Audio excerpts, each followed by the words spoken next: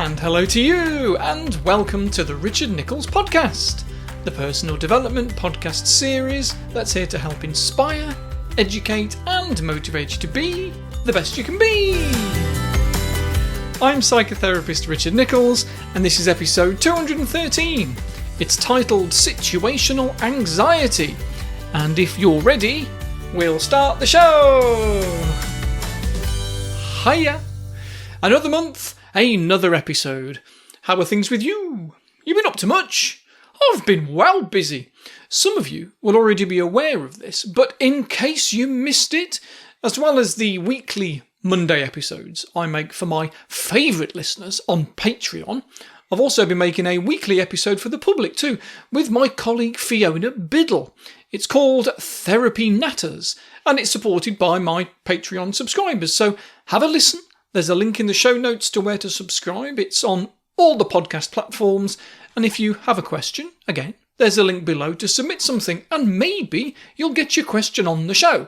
A bit like today's episode, because this episode is in response to something a patron specifically asked me about, and because it relates to one of the most common issues that people message me about, I thought I'd talk about it today, and that is situational anxiety.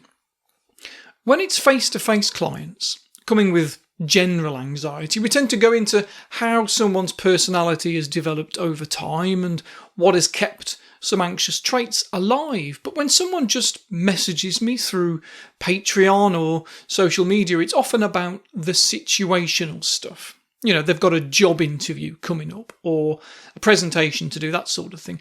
Sometimes it's the bigger, life-changing stuff, but if we're honest, for anxiety to hold us back, the stuff we have to face doesn't have to be as big as an audition for a West End play or the lead in a film, does it? A job interview for a customer service representative job answering the phone and taking inquiries off customers for wallpaper can feel just as anxious. Genuinely, just the same. A lot of people who've never had much anxiety often don't realise that. Friends and family might not be aware that something that they might find fairly easy to deal with is something that makes someone else feel like they're going to throw up on their shoes. So I get these messages that say things like, I have a job interview next week and I'm already preparing an email about cancelling it because I feel so sick. What shall I do? And whether you're a teacher facing a room full of parents at Progress Evening, because that'll happen again one day, or you've got to go on Good Morning Britain and promote your book, there will be things that our brain sees as threatening and tries to stop us from going through with it. And one way to help with that is to genuinely ask yourself, what's the worst that can happen? And spend a little time getting your head around what would happen if it all went wrong. I know it sounds counterintuitive, but hear me out. If you can put a plan in place for it all to go wrong, then it can actually help your brain prevent it from seeing it as such a threat to your survival, because that's what's going on there. You might cognitively think that it's just a job interview or a conference presentation, but your body, your emotions, assume that it's the end of the world. So you can train the emotional processes of the brain and body that there is nothing to worry about. That even if the worst case scenario does happen, it's going to turn out okay in the end. Because I think it's fair to say that on the whole, most of our worst case scenarios do end that way. Unless you're genuinely in a war zone, you're going to come out of most of the situations that make us anxious unscathed. And maybe this can be reserved for the war zones as well, like Biggles' philosophy that I mentioned last month. I guess if we're done for, we're done for, and there's nothing to worry about. And as the plane crashed down, he thought, well, isn't this nice? But if we take a presentation in front of people, as an example, the worst case scenario is that we struggle, forget what we were going to say, look at our notes and appear underconfident. Afterwards, the world will still be spinning, and even if people don't think we did a good job, we can still live happily ever after. I've seen plenty of presentations at conferences over the years where presenters haven't done a very good job because they were ill-prepared or were ill, If I work hard at it, I can probably remember who some of them were, but in all honesty, they're long forgotten to me. I could see the presenter at another conference and probably not remember the previous time, even if they did do a bad job, because deep down, I don't care. People don't. We don't remember other people. No one really cares about us long term. And how we presented something at a meeting or a conference or even on breakfast TV, it is very, very soon forgotten, believe me. So, worst case scenario is that we do a bad job. It's forgotten and we get on with our lives. And thinking about that, the getting on with our lives bit, will help us to deal with the anxiety. Even imagining things that could go wrong with what we have to do, like a job interview, like the absolute worst case scenario. Imagine that halfway through, the interviewer interrupts you and says something like, "Look, I don't want to waste your time or mine. You're obviously not cut out for this job anyway, so let's put this down to experience, shall we? And I'll tell you now, we won't be offering you the position, so thank you and goodbye." I mean, it's not likely, but hey, worst case scenario. Think about it. Honestly, it won't make it happen. There's no such thing as tempting fate. Not really. I mean, we can focus on the things that we could do to make it go wrong, and that would definitely influence it, but just having an awareness of it? No. But knowing that we have a plan for the worst case scenario, that even if we are binned off at a job interview like that, we have a plan of action, even if it's just saying, "Wow, that's really honest, and I'm clearly not going to be able to change your mind, am I? So I'll be on my way then." And the world still spins, and we carry on with our lives. Or if it's a presentation and the slideshow doesn't work. I ran an event once, crikey, it must be 15 years ago now, in, where was it? High Wycombe, Premier Inn. That was it. I'd asked for a projector because we had quite a few images, not just for the delegates, but to help remind me where I was. This was an all-day course, you see. It was all about smoking cessation. I turn up and they've given me a projector, but it was an old school projector. Literally, an overhead projector that you'd need transparent acetate slides for, like we did in the 80s. And I was not a happy bunny. I had to drive to one of the other hotels and pick up a proper projector. And we started in a right rush. It was horrible. It felt like being late for a train that you've got no chance of catching because you're on the wrong side of the city. It was sickening. Tell you what, I never worried about it happening again because I always prepared for it. I always print off copies for myself to read off if I have to, because the technology isn't working or it's 20 years out of time. So whenever I'm anxious about something like that, and my brain tries to find a reason for the anxiety, because it does, we do try to find a cognitive explanation for our feelings rather than accept them sometimes, I can settle it down a bit with some inner dialogue along the lines of, even if it goes wrong, it'll be fine. I can handle it.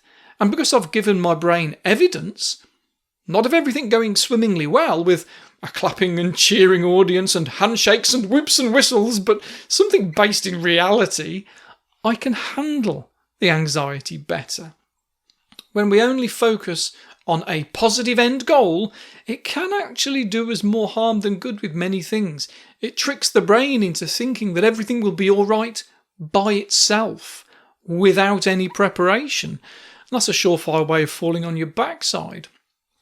I've been guilty of that in the distant past, for sure, and I still talk about it in therapy sometimes because the pain of those experiences have shaped my diligence in the present.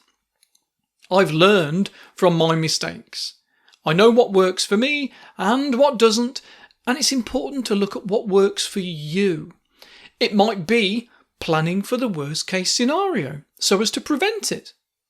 It might not be. Do what's right for you.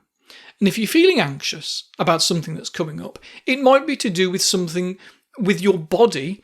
There's what we call a bi-directional nature of behaviour and emotions. In CBT, we talk about thoughts influencing emotions, emotions influencing behaviour, and behaviour becoming habit that creates expectation, which creates thoughts, and so on around it goes. Well, it works both ways too. Our body does influence our mood. Tricking people into smiling by making them hold a pencil in their teeth whilst they're trying to draw makes us a little bit happier. The same with the Wonder Woman hands on hips power poses, although not quite to the same degree, and it might be because of other stuff too in that experiment. But one thing that has been repeatedly shown to help people is something called the half smile. It's actually a technique borrowed from Buddhism and only takes about 10 minutes to have an effect. You might have heard about the two different types of smiling. A genuine smile, often called a Duchenne smile, from the bloke who first made it popular, the muscle groups that we use when we smile, and a fake smile, sometimes called a Pan Am smile because of the old airline company and their overly smiley but obviously fake flight attendants. A genuine smile does improve our mood, you see, but a fake Pan Am one doesn't. And the difference is in the muscles we use when it's genuine, because it also pulls on some muscles around the eyes, you see. But a fake one is all teeth and no meaning. Makes you look like a Terminator. Smiling with the eyes isn't easy, but it tends to happen when we don't try too hard to smile. Hence, the half smile. Think of it like the Mona Lisa. Is she smiling? Is she not? It's difficult to tell. So, go to smile, and as soon as you notice any movement at the corners of your mouth, hold it there. Don't take it any further in case it turns into a fake one, you see. And holding a fake one for 10 minutes is going to hurt. But if you hold a half smile for 10 minutes whilst you stare out of the window or listen to a podcast or whatever, it's very likely to improve your mood for the rest of the hour or longer. Maybe, and it will make it much easier to think about whatever it is you've got upcoming with some optimism and positivity, and resist the urge to cancel, or worse, disconnect from the idea. It's one thing to cancel something because you're anxious, but to disconnect from the idea is far worse because you end up with a new narrative for it. What I mean by that is you create some lies about it, sour grapes. I didn't even want to do it anyway, that sort of thing. If you notice you're falling into that mindset, keep in mind that there was a time when you did want to do it, whatever it was. It must have been important to you, and disconnecting from it, devaluing it, throws a spanner in the works. So that even if you do go through with it, you'll have this half-hearted attitude that won't be at your best. You won't be the best you can be. So, let's leave it here for now, you beautiful people. If you want more from me, you can hear me on the Therapy Natters podcast. And if you want to support me and the projects I'm involved in, then do please head on over to Patreon, and for just a couple of quid, you get not only my Monday morning episodes, but also early releases of this and Therapy Natters and hours of other stuff too, including a shed load of hypnotherapy content. At current time of recording, there is also, I think, 2 spaces left for the Patron for a Patron scheme, which is where another patron contributes to the cost for you. You just pay a nominal fee to cover Patreon's processing charges. There's a lot of financial worries out there at the minute, and that obviously has a big knock-on effect with everyone's mental health. So if we can support you, we will. So please head on over to Patreon and show us some support if you can. Thanks for listening, and I'll be back next time. See ya!